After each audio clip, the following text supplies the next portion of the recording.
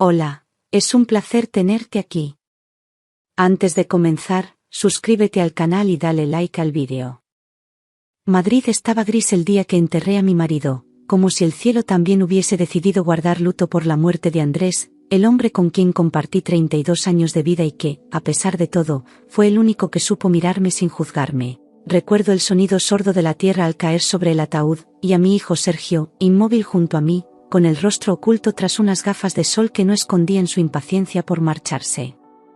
Sujetaba con fuerza el velo negro mientras una ráfaga de viento helado me hacía temblar los dedos, y al ver su nombre grabado en la lápida recién colocada, supe que no era solo el quien se iba, sino todo lo que me quedaba de vida. Nadie se acercó a consolarme, ningún abrazo, ninguna palabra, solo un silencio incómodo que lo envolvía todo como una niebla densa.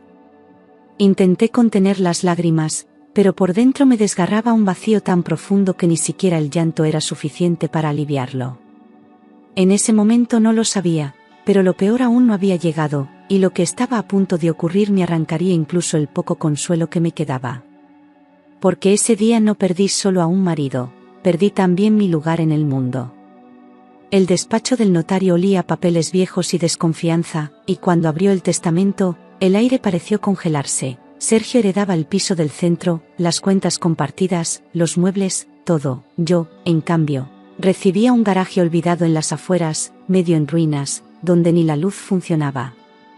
No pregunté, no lloré, solo asentí en silencio, mientras él sonreía con arrogancia, como si por fin se confirmara lo que ya sospechaba.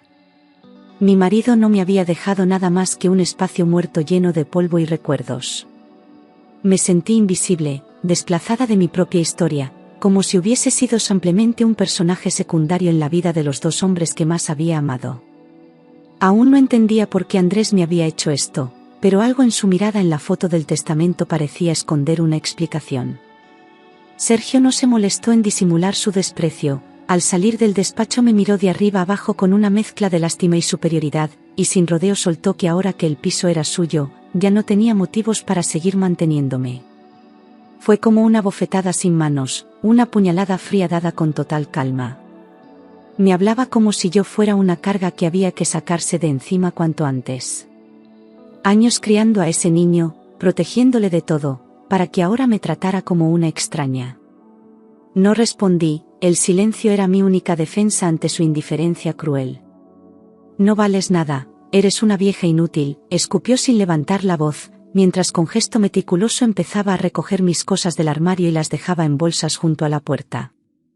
No hubo rabia, ni llanto, ni siquiera vergüenza en su cara, solo una especie de alivio por deshacerse de mí. Ni siquiera se molestó en esperar a que encontrara un sitio donde ir, como si mi destino ya no fuese asunto suyo. Me senté en el sofá, paralizada, viendo cómo mi vida era empacada como si fuera basura. Y en ese momento supe que ya no tenía casa, ni hijo, ni refugio. Esa noche la pasé sentada en el portal, con el bolso en el regazo y el alma rota, mirando cómo las luces del edificio se apagaban una a una sin que nadie se atreviera a abrirme. Toqué timbres, llamé a vecinos, pero solo obtuve silencio y persianas bajadas. El frío de octubre se me metía en los huesos, pero lo que más dolía era la indiferencia. Nadie se preguntó qué hacía una mujer mayor llorando sola en la calle. La ciudad que había sido mi hogar me daba ahora la espalda, como todos. Cerca del amanecer, con los pies entumecidos y la dignidad hecha trizas, recordé aquel viejo garaje que Andrés solía visitar en secreto hace décadas. No sabía qué me empujó a pensarlo, quizá la desesperación, quizá una intuición profunda de que allí podía esconderse algo más que polvo.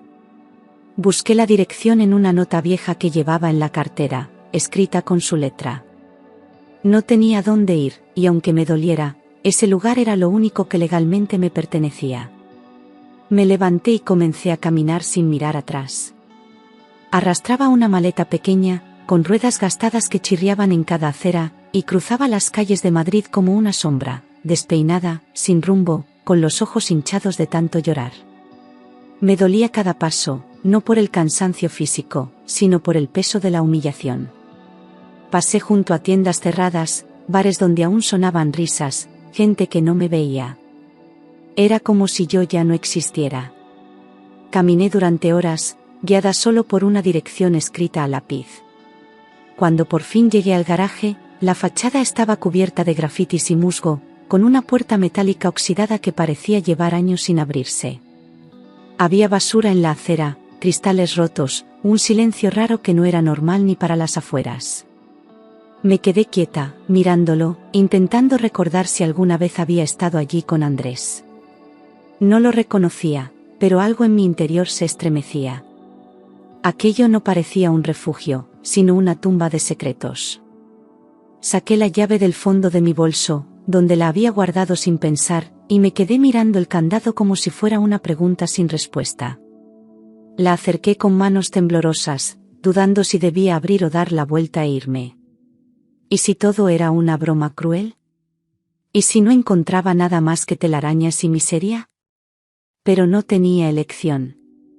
Giré la llave, y el candado cedió con un chasquido seco que resonó como un disparo en el silencio.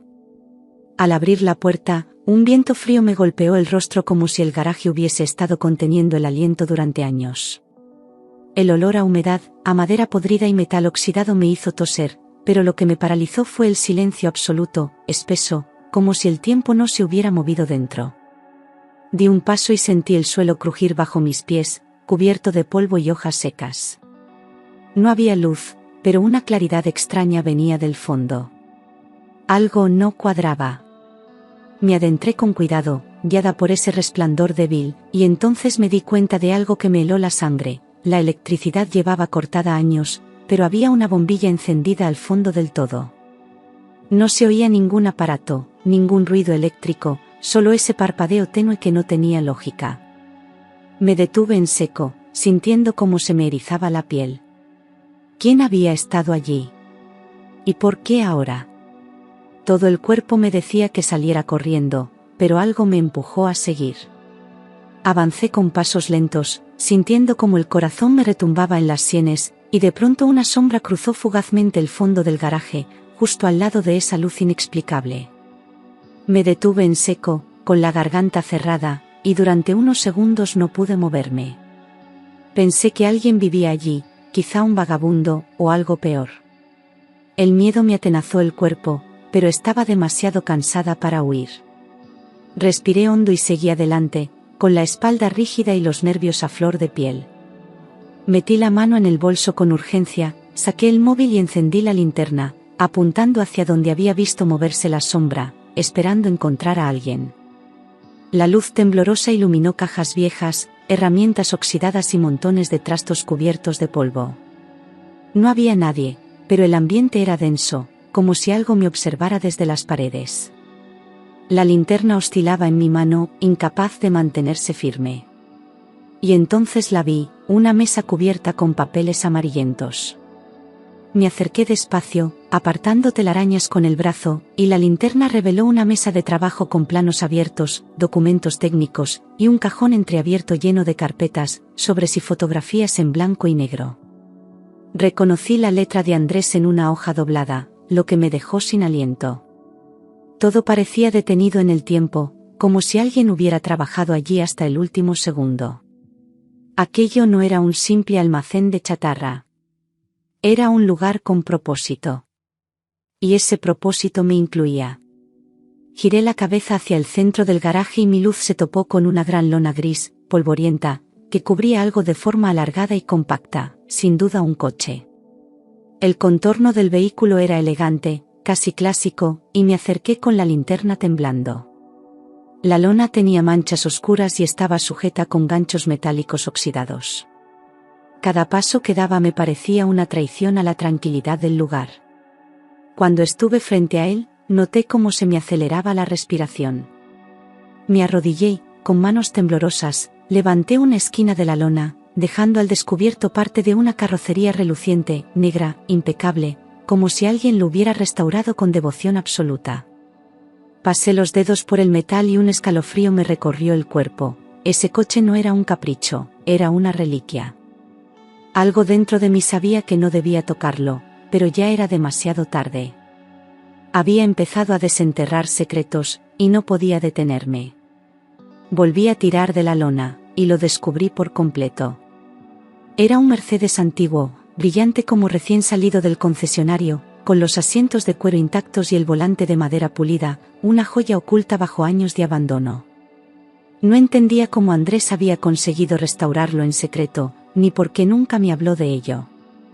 Me senté en el asiento del copiloto, buscando alguna pista, algo que explicara aquella doble vida. Fue entonces cuando vi un sobre en el asiento del conductor, con mi nombre escrito a mano. Lo cogí con dedos helados, sabiendo que iba a cambiarlo todo. El sobre estaba cerrado con cuidado, sellado con cera roja, como si Andrés hubiese querido asegurarse de que solo yo lo abriera. Lo deslicé entre mis dedos, sintiendo su peso, y lo abrí con lentitud, dejando que cayera una carta y varios documentos doblados. Había escrituras, extractos de cuentas, y una nota más corta, escrita con urgencia. El nombre, Elena, aparecía en cada página, como un susurro del pasado. Leí la carta y sentí que mi marido me hablaba desde el más allá. Si estás leyendo esto, es porque ya no estoy contigo, comenzaba la carta, con esa letra firme y elegante que conocía de memoria. Me decía que no podía contarme todo en vida, que había cosas que había tenido que ocultar para protegerme. Hablaba del garaje como un lugar importante, y de un descubrimiento que podría cambiar mi futuro. Me pedía que tuviera valor y no confiara en nadie. Las palabras me ardían en las manos, como si ocultaran una verdad demasiado grande. Este lugar guarda más que herramientas y recuerdos, escribió, aquí escondí lo que no podía dejar en manos de Sergio.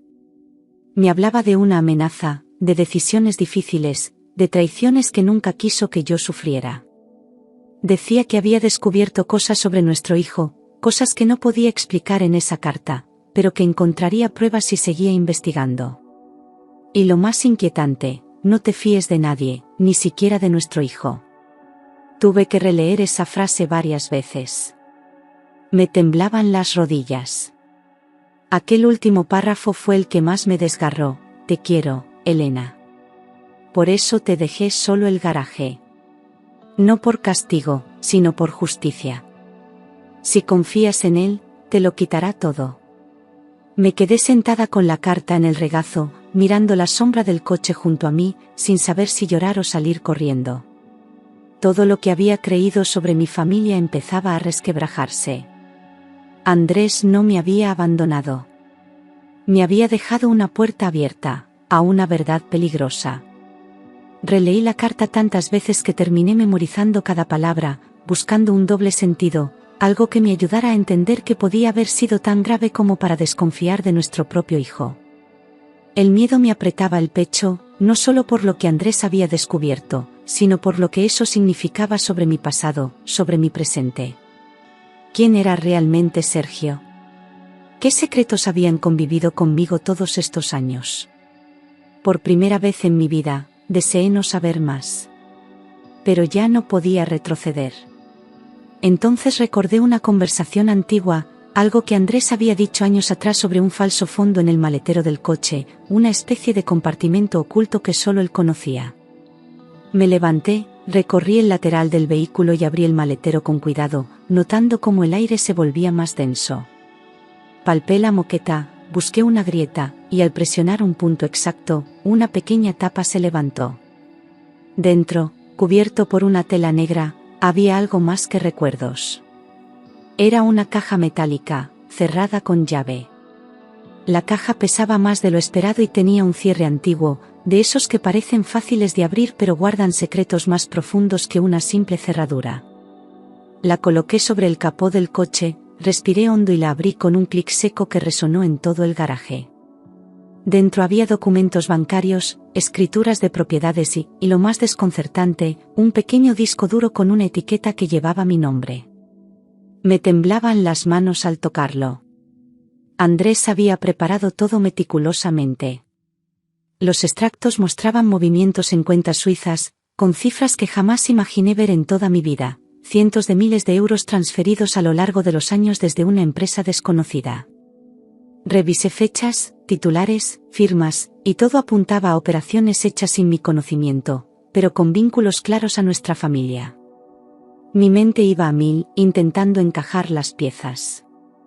Andrés había ocultado una fortuna. Y lo había hecho fuera del alcance de Sergio. La pregunta era, ¿por qué?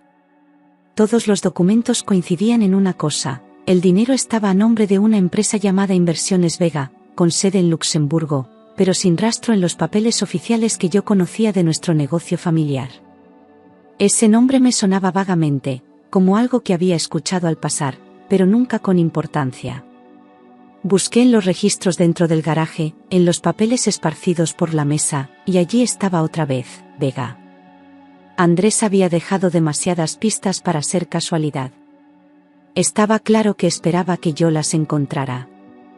Empecé a preguntarme si mi marido había tenido una doble vida, si Inversiones Vega era una fachada para esconder sus propios secretos. Pero cuanto más leía, más evidente era que él no se beneficiaba de ese dinero, lo protegía. ¿De quién? ¿De Sergio? ¿De alguien más?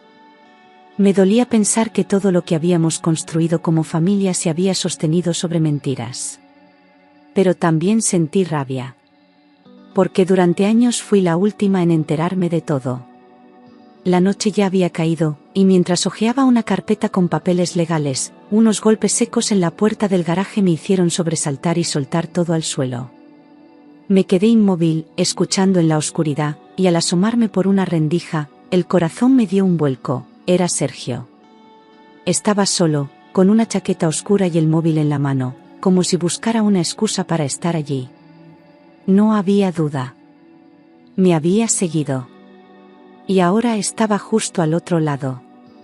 Me alejé de la puerta sin hacer ruido, con el cuerpo tenso como una cuerda, y el corazón latiendo tan fuerte que temía que él pudiera oírlo desde fuera. ¿Había venido a buscarme o a buscar algo más? No podía pensar con claridad. Solo su presencia allí, en mitad de la noche, confirmaba que todo lo que Andrés temía era cierto. Quise esconder la caja, los papeles, todo. Pero ya era tarde. Sergio llamó otra vez, más fuerte. «Mamá, ¿estás bien?» «Solo quiero saber si necesitas algo», dijo desde fuera con esa voz suave y falsa que tantas veces había usado para manipularme. Me acerqué sin abrir, con la espalda pegada a la pared y los ojos clavados en la cerradura. No había cariño en su tono, solo urgencia y algo oscuro. Sabía que fingía. No le importaba cómo estaba, solo le importaba que sabía. Y yo ya sabía demasiado. Cuando insistió en que solo quería ayudarte, entendí que no venía a cuidarme, sino a controlar lo que había encontrado. Su voz se volvió más insistente, más cortante, y cuando mencionó el coche, papá me habló de ese coche viejo, supe que ya no podía dudar más. Había algo que Sergio necesitaba recuperar antes de que yo lo entendiera todo. Pero lo peor era descubrir que su traición no era reciente. Venía de lejos. Cuando por fin abrí la puerta con una cadena puesta, Sergio entró fingiendo sorpresa, como si no supiera lo que buscaba, pero sus ojos iban directamente al fondo del garaje. Papá me habló de este sitio, dijo que era especial para él, soltó mientras rebuscaba entre las estanterías, levantando cajas, abriendo cajones, ignorando por completo mi presencia. No había cortesía ni respeto, solo prisa y ansiedad por encontrar algo que evidentemente necesitaba. Yo lo observaba en silencio, temblando por dentro. Había perdido la máscara, y ahora se movía como un ladrón. Cuando intenté cerrarle el paso hacia la mesa, su mirada cambió de inmediato y su voz se volvió seca. «No te pertenece nada, vieja. Todo esto será mío tarde o temprano». Me quedé helada, con la garganta cerrada y los recuerdos de su infancia golpeándome con fuerza. Nunca pensé que me hablaría así, con esa rabia contenida que ya no se molestaba en esconder. Ya no fingía. Era un enemigo delante de mí, no mi hijo. Y estaba dispuesto a arrebatarme lo que fuera. Levanté la voz por primera vez en mucho tiempo, con una fuerza que no sabía que me quedaba, y le dije que papá había dejado todo eso para mí, que el garaje era legalmente mío y que sabía lo que había hecho. Sergio se quedó quieto un instante, como si mis palabras le dolieran más que un golpe. «¿No sabes nada?», murmuró, bajando la mirada por un segundo. Pero la tensión era como una cuerda a punto de romperse. Sentí que algo muy oscuro se movía dentro de él. De pronto se abalanzó hacia mí, me empujó contra la pared y me gritó que no tenía ni idea de lo que estaba haciendo, que estaba arruinándolo todo. El golpe fue seco, sin demasiada fuerza, pero el dolor fue más emocional que físico. Me quedé inmóvil, con los ojos llenos de lágrimas y el corazón latiendo con violencia. Él me miró con rabia, pero también con miedo. Sabía que ya no podía controlarme con palabras. Cuando por fin se fue, dando un portazo que hizo temblar las paredes, corrí a asegurar la puerta con una cadena oxidada que encontré bajo una estantería. Cerré las ventanas, apagué la luz y me senté en el suelo, abrazando la caja metálica como si fuera mi única protección. El garaje, que antes parecía hostil, ahora era mi único refugio. Temblaba, pero no solo de miedo, temblaba de rabia contenida. Algo dentro de mí había despertado, y ya no pensaba callarme. Al amanecer, salí con el disco duro escondido en el fondo de mi bolso y caminé hasta un pequeño despacho de abogados del barrio, uno que Andrés solía mencionar. Expliqué todo sin adornos: la carta, el testamento, el coche, la agresión. El abogado, un hombre mayor con cara de pocos gestos, escuchó en silencio y me pidió ver los documentos. Sus ojos se entrecerraron al ver el contenido de la caja. Me dijo que podía ayudarme. Y que debía moverme rápido. Al día siguiente, tras revisar el testamento y los registros de propiedad, el abogado me confirmó algo que me hizo llorar en silencio: el garaje, el coche y todo lo que hubiese dentro eran legalmente míos. Andrés había sido meticuloso, había blindado esa parte de la herencia para protegerme. Sergio no puede tocar nada, me aseguró. Sentí una mezcla de alivio y tristeza. Mi marido había desconfiado tanto de nuestro hijo, y había tenido razón. Entre los papeles, el abogado encontró una carpeta marcada con mi nombre, donde Andrés había dejado instrucciones detalladas para acceder a cuentas bloqueadas en el extranjero. Había códigos, nombres clave, y una carta más breve, casi como un mapa, que guiaba cada paso que debía seguir. No era solo una herencia, era un plan diseñado con tiempo, paciencia y desconfianza. Andrés lo había previsto todo. Incluso mi miedo. Incluso mi soledad.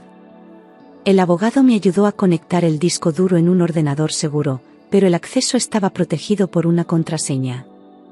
Probamos varias combinaciones sin éxito, hasta que me vino un recuerdo fugaz: nuestra fecha de aniversario, la misma que él solía grabar en cada reloj que me regalaba. Lo intentamos, y funcionó. El archivo se abrió lentamente. Mi corazón latía con fuerza, como si algo sagrado estuviera a punto de revelarse. Dentro del disco duro había documentos escaneados, grabaciones de audio y un vídeo en el que Andrés, con voz cansada pero firme, explicaba lo que había descubierto. Sergio llevaba años desviando fondos de la empresa familiar a través de cuentas fantasma. Cada transferencia estaba detallada con fecha y destinatario. Todo lo había guardado allí, esperando que yo llegara a ese momento. No pude detenerle en vida, decía, pero tú puedes hacerlo ahora. Y supe que tenía que actuar. Ver a Andrés en ese vídeo, hablándome con esa calma rota por el dolor, fue como recibir una última caricia y una última herida al mismo tiempo. Me explicó cómo, tras enfermar, empezó a notar movimientos extraños en las cuentas de la empresa, y cómo, al investigar, descubrió que Sergio había falsificado firmas y creado empresas pantalla para desviar dinero. Lo grabó todo en secreto, incapaz de enfrentarlo directamente. No quise que sufrieras tú también, decía. Pero ahora el peso caía sobre mí. Las pruebas eran tan claras que dolía mirarlas: correos electrónicos, contratos falsificados, reuniones ocultas. Sergio lo había hecho todo con frialdad, como si no le importara nada ni nadie. Ni la empresa que su padre levantó con esfuerzo, ni la familia que lo protegió desde niño. Le movía la ambición, la codicia, el poder. Verlo con esa máscara sonriente durante tantos años, era como haber dormido junto a un desconocido. Mi hijo no era víctima. Era verdugo. De pronto entendí todo: su desprecio no venía del dolor, ni del duelo, ni siquiera del desamor. Venía del miedo.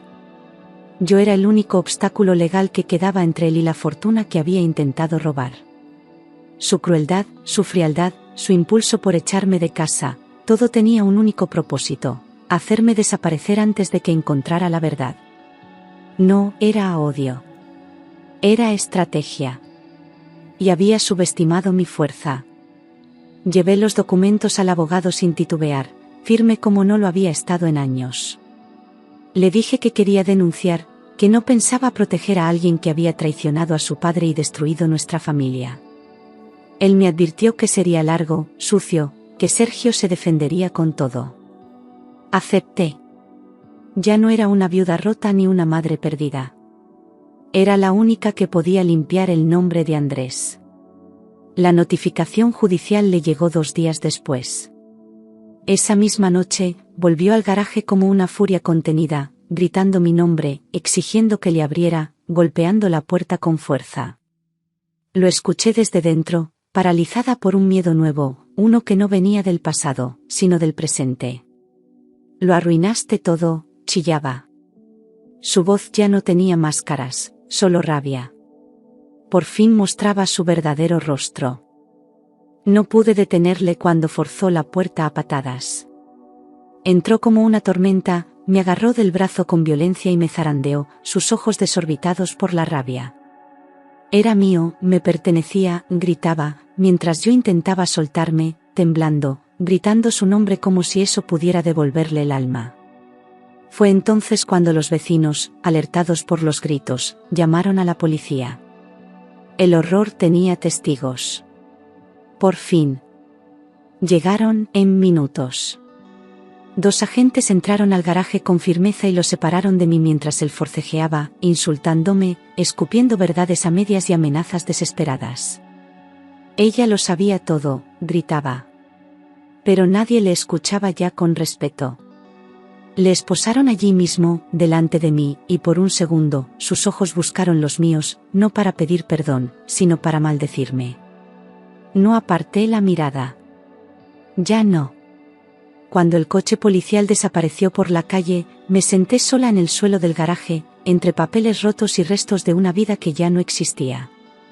No lloré de inmediato. Solo escuchaba el silencio, ese que queda después de una explosión. No sabía si sentir alivio, tristeza o culpa.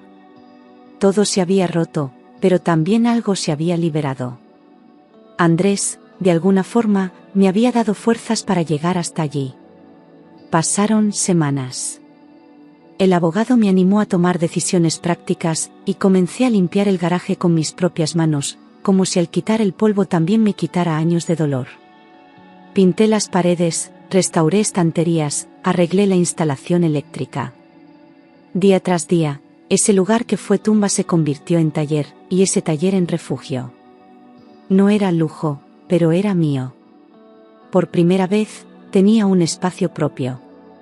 El Mercedes, aquel secreto silencioso de mi marido, lo limpié pieza por pieza, como si con cada trapo también acariciara su memoria. Cuando lo arranqué y el motor respondió, no pude evitar llorar. Funcionaba. Estaba perfecto. Lo llevé a una casa de subastas clásica y el experto, al verlo, me dijo que valía mucho más de lo que imaginaba. Andrés lo había conservado por algo. Era parte del plan. Y también, parte de mi liberación. El día de la subasta, observé desde el fondo de la sala cómo el Mercedes brillaba bajo las luces, despertando murmullos y miradas codiciosas. En menos de 5 minutos, la puja superó todas mis expectativas y, cuando el martillo cayó, sentí que el mundo me devolvía algo de todo lo que me había quitado. La cifra era suficiente para empezar de nuevo. No solo era dinero, era libertad. Andrés, incluso desde la muerte, me había salvado la vida. Con ese dinero compré un pequeño piso en Lavapiés, modesto pero luminoso, con ventanas abiertas al cielo y silencio por las noches. Cada rincón tenía mi huella, mi ritmo, mi elección. Decoré con calma, sin prisas, dejando que cada objeto tuviera un significado nuevo. Por fin tenía un lugar que nadie podía arrebatarme. No era un palacio, pero era hogar. Volví a dormir con la puerta cerrada sin miedo, a caminar por la calle sin sentirme una carga, a mirar a los ojos a la gente sin bajar la cabeza. Me reconecté con mí misma, con la mujer que fui antes de la tristeza, antes del abandono. Ya no era solo la viuda de Andrés, ni la madre traicionada, era Elena, con sus cicatrices, sí, pero también con su entereza. Volver a tener dignidad fue el regalo más inesperado. El día del juicio me senté en la última fila de la sala, vestida de negro, sin adornos ni maquillaje, sin más defensa que la verdad. Escuché cada declaración con el corazón encogido, pero firme. No fui por venganza, sino por justicia. Cuando me llamaron a testificar, hablé claro, sin odio, con la misma voz con la que crié a mi hijo. Aquel banco no era mi sitio, pero ese día, estar ahí fue necesario. Cuando Sergio me vio, bajó la mirada. Ya no quedaba soberbia ni ira en su rostro, solo un vacío hondo que me dio más pena que rabia. No dijo una palabra, ni una disculpa, ni un intento de justificar nada. Era como si ya hubiese aceptado su destino. Por primera vez, lo vi frágil. Pero el daño ya estaba hecho. Semanas después del juicio, el abogado me citó por última vez en su despacho y me entregó una carta que Andrés había dejado sellada con la indicación clara: solo si todo termina. La reconocí de inmediato, por el papel, por el peso, por el silencio que la rodeaba. La abrí allí mismo, con manos serenas. Sabía que ese sería el último puente entre él y yo. Y estaba preparada.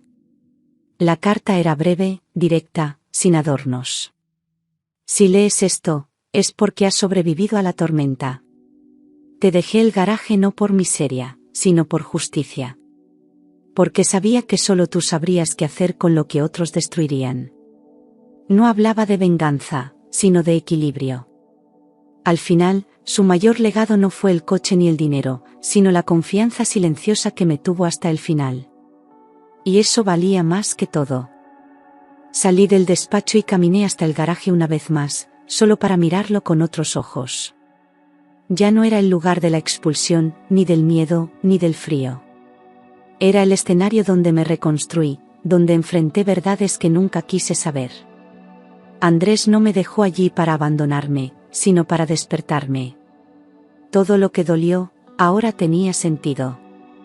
El garaje no era solo ladrillos y polvo, era memoria, era advertencia, era amor encapsulado en forma de secreto. Allí convivían los planos de Andrés, los papeles sucios de Sergio, mis lágrimas y mi dignidad recuperada. Todo seguía en su sitio, como si el tiempo hubiera aceptado su papel. No lo vendí. Lo conservé. Porque en ese rincón olvidado de Madrid, aprendí a volver a vivir. Volví a plantar flores en las jardineras oxidadas de la entrada, como él solía hacer en primavera, y cada vez que regaba las macetas sentía que algo dentro de mí también florecía. El silencio ya no dolía. Era paz. La misma que nunca supe tener cuando estaba rodeada de todo, y que ahora encontraba en lo poco. Madrid seguía rugiendo ahí fuera, pero yo, por fin, había encontrado mi centro. No era la mujer frágil que salió del funeral con el alma rota ni la madre humillada que durmió en un portal sin saber a dónde ir. Ahora caminaba erguida, con el pasado a cuestas, sí, pero sin que me pesara más de lo necesario. Había llorado, caído, temido, y también sobrevivido. Había aprendido a hablar por mí, a defenderme, a no esperar salvaciones ajenas. Era Elena, entera. Por fin. A veces, cuando el viento sopla fuerte por las rendijas del garaje, me parece oír su voz, pausada, grave, serena. Lo hiciste bien, susurra entre el crujido de las hojas secas y el zumbido de los cables viejos. No sé si es mi imaginación o su memoria que se niega a desaparecer. Pero me reconforta. Porque incluso en su ausencia, Andrés sigue siendo mi raíz. He intentado perdonar a Sergio, lo juro, he buscado dentro de mí alguna grieta por donde dejar entrar la compasión. Pero no la encuentro. No porque quiera castigarle, sino porque el daño fue demasiado hondo, demasiado consciente. Le deseo paz, sí, que algún día se mire al espejo sin odio. Pero de mi parte, no hay abrazo posible. Solo distancia.